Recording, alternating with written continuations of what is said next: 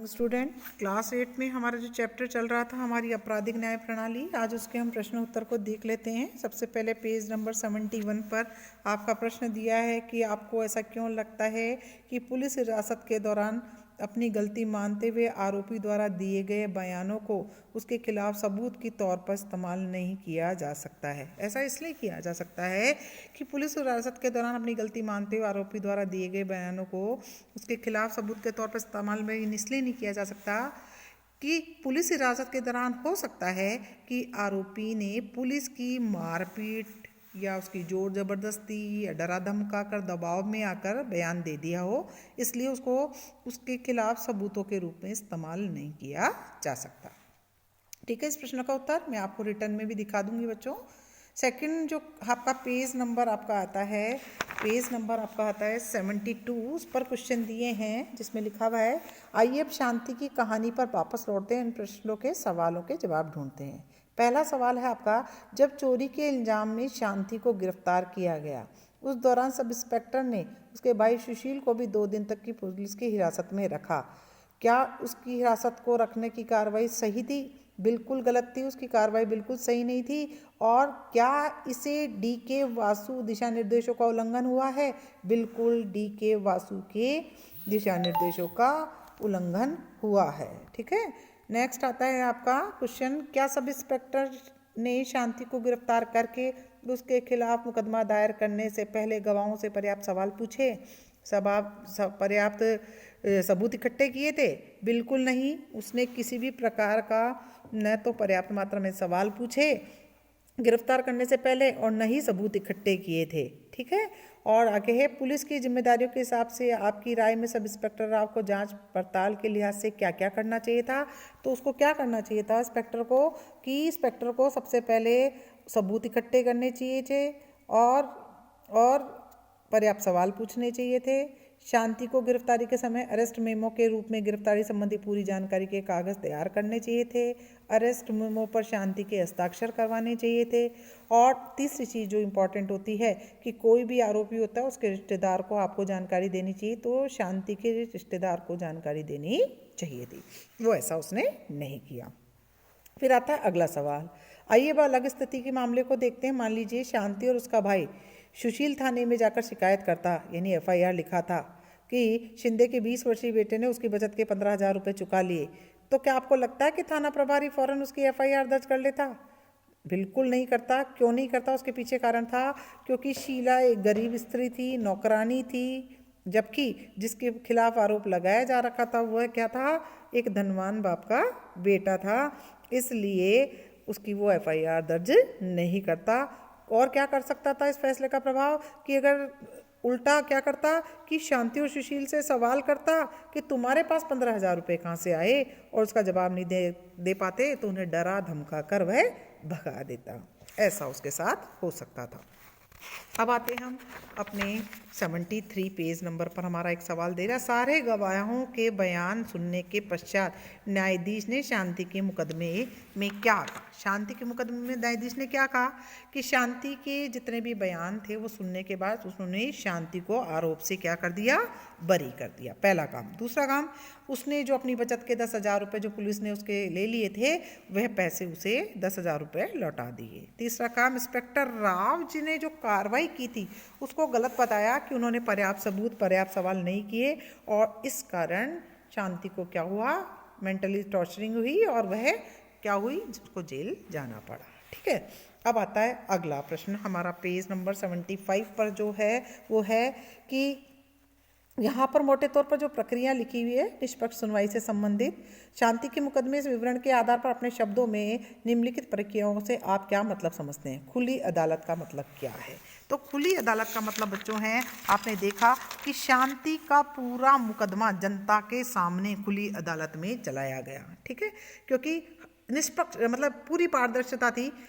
न्यायाधीश क्या बोल रहा है, सरकारी वकील क्या बोल रहा है, शांति क्या जवाब दे रही है, ये सारा जनता ने देखा, तो उसको बोलते हैं खुली अदालत। समझ में आया हमें?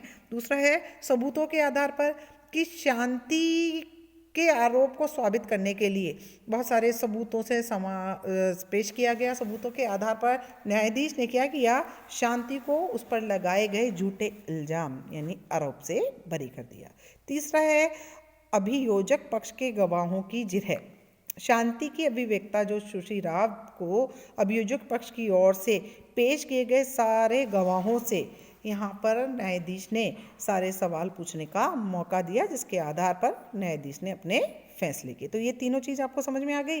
नेक्स्ट क्वेश्चन है, कक्षा में चर्चा करेंगे शांति के मुकदमे में निम्नलिखित प्रक्रियाओं का पालन नहीं किया गया तो क्या होता अगर उसे बचाव के लिए वकील नहीं मिलता, अगर उसको सरकारी वकील नहीं दिया जाता शांति को, तो क्या होता? एक तो शांति को जो अपराध उसने किया ही नहीं उसकी सज़ा मिल गई होती, और दूसरा कि जो उसने अपनी मेहनत से उसके भाई ने 10,000 रुपये जो इकट्ठा किए थे बचत के रूप में, वो पैसे जो पुलिस ले गई थी वो भी उन्हें वापस नहीं मिलते। वकील मिलने से आरोप से बरी हुए और पैसे भी उन्हें वापस मिले। दूसरा है, अगर अदालत उसे निर्दोष नहीं मानते हुए मुकदमा चलाती तो इससे क्या होता कि शांति को जो इंसाफ हमारे भारतीय संविधान के अनुच्छेद 21 में लिखा हुआ है कि सबको अपने जीवन का अधिकार है, निष्पक्ष सुनवाई का अधिकार है, वो उसे नहीं मिलता और उसे बिना किए गए कार्य की सज़ा मिल जाती, उसके साथ न्याय नहीं होता। अब आते हैं पेज नंबर 76 पर। हमारे यहाँ पर एक पीसलैंड नामक शहर में फरिश्ता फुटबॉल टीम के समर्थकों को पता चला कि उसके पास के एक शहर में जो वहाँ से लगभग 40 किलोमीटर दूर है, जुबली फुटबॉल टीम के समर्थकों ने खेल के मैदान को खोद दिया है। वही अगले दिन दोनों टीमों के बीच अंतिम मुकाबला होने वाला था। फरिश्ता के समर्थकों ने एक झुंड घातक हथियारों से लैस होकर अपने शहर में जुबली समर्थकों पर धावा बोल दिया। इस मामले में 10 लोग मारे गए, 5 औरतें बुरी तरह से जख्मी हुई, सारे घर नष्ट कर दिए गए, 50 लोग से ज़्यादा घायल। कल्पना कीजिए आप अपने सहपाठी आपराधिक न्याय व्यवस्था के अंग है, तो 4 समूह में आपने बांटने के लिए बोला, बांट गए।